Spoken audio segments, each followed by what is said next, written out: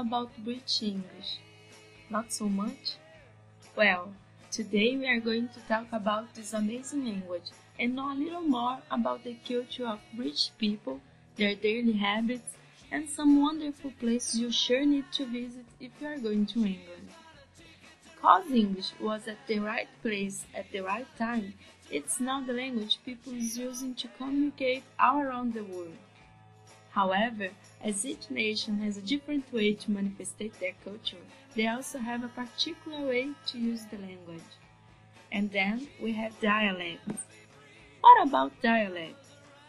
The dialect is a variety of a language distinguished by pronunciation, spelling, grammar, or vocabulary, so that people speak a different English in England than they speak in USA or Australia, Canada, and the main other countries around the world. Did you know the standard English of England is called received pronunciation, and it differs from American English rhotic accent, which relates to the R sound in the end of the words. So, while in England we say car and bird, in USA you say car and bird. Also some vowels change, and while in English we say can't and dance, in USA you say can't and dance. But it's really not difficult to adapt yourself to these linguistic rules. Did you know that the Beatles, Led Zeppelin, and Amy Winehouse, they are all British people? And that's much more in England. Are you curious to know a little more about this country? So come with me. Now we are talking about location. England comprises most of the central and southern two-thirds of the island of Great Britain, in addition to a number of small islands, of which the largest is the Isle of Wight. England is bordered to the north by Scotland and to the west by Wales. Well, now we are talking about British food. British food has traditionally been based on beef, lamb, pork, chicken and fish, and generally served with potatoes and another vegetable. The most common and typical foods eaten in Britain include the sandwich, fish and chips, pies, trifle and roast dinner. The staple foods of Britain are meat, fish, potatoes, flour, butter and eggs. Many of our dishes are based on these foods. The traditional British breakfast.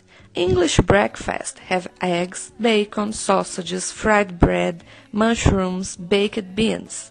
Even though not many people eat this for breakfast nowadays, it's always served in hotels and guest houses around Britain.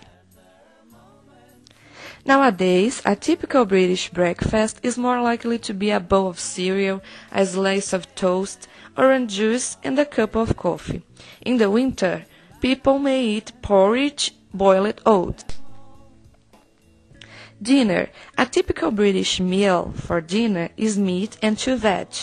They put hot brown gravy, traditionally made from the juices of the roast meat, on the meat and usually the vegetables.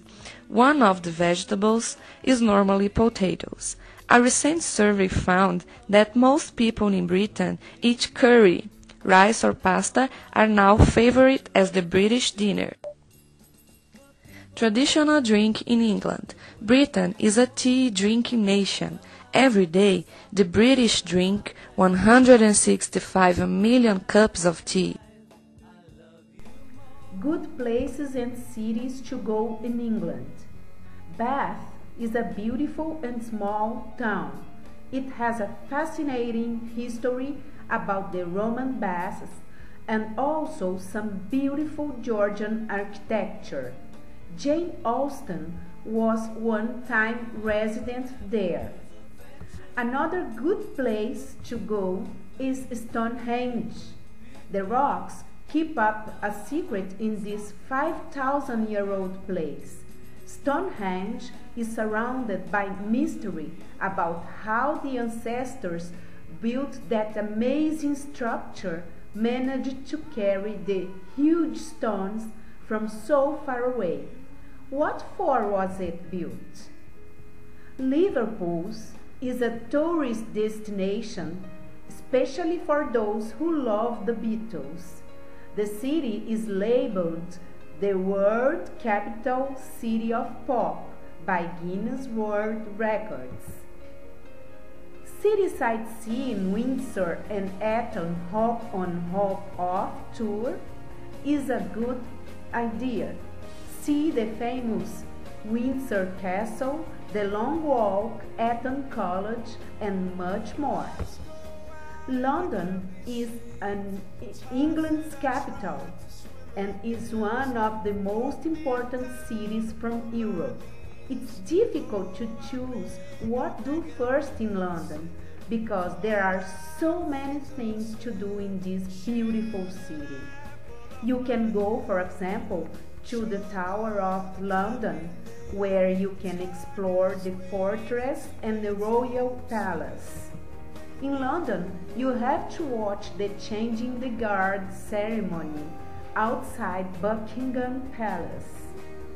One of the most busiest squares in London is Piccadilly Circus, where you can see the Statue of Heroes.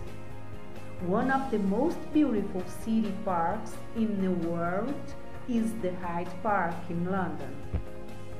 Madame Tussauds London has been making wax figures of many personalities and combines glamour with history. St. Paul's Cathedral was built in between 175 and 1710.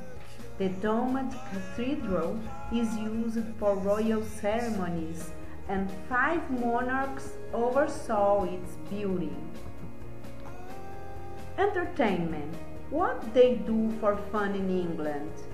The English people considers go to a pub one of the best things to do in England.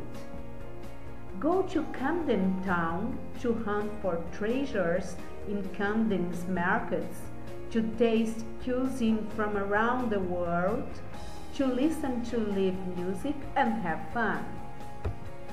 Wembley is one of the most famous stadiums in the world.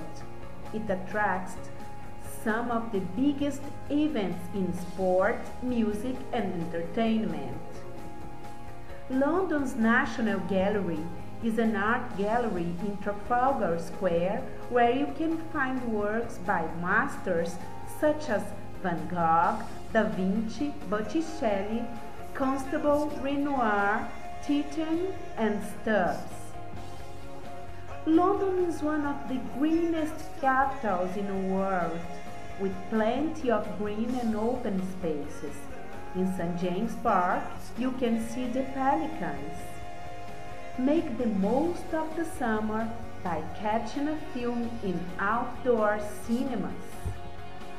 Regent's Park Open Air Theatre is an amazing open air venue. Well, there are so many things to do in England. You have to choose what you want to do first. Now we are going to talk about universities and main cities in England. London is the capital of England and it's very important for the historic and economical issues. Oxford, it's a small town and it's near London. You can visit the city by train and you get there in 50 minutes. It has an important river, Thames, and it also where is located the University of Oxford. This institution was the first university in the English-speaking world. It has 22,000 students. The university is divided in the Central University that has academic departments, research centers, administrative departments, libraries, and museums. It also has titles, and they are independent in terms of governing and financing issues, but they are related to Central University. Now we are going to talk about Cambridge. This city is located in the north and it's small, but it has a lot of things to visit, as museums, art galleries, church. The city has 100,000 inhabitants, and especially the University of Cambridge is a special place to visit. This institution is in the second place in the global top 20 of universities. It was the second university in the English-speaking world, and it was founded in 1209. Isaac Newton was one of its important students. Some relevant courses are biological science, medicine, technology, and human science. Finally, after watching and understanding better England, aren't you excited to visit there and practice your English? So you can plan your trip because you got interesting tips. Let's put our clothes in our luggage. Our academic vacation is coming. She's got a ticket to ride, but she don't care. I don't know why she's riding so high. Sure think quite sure to do right by me before she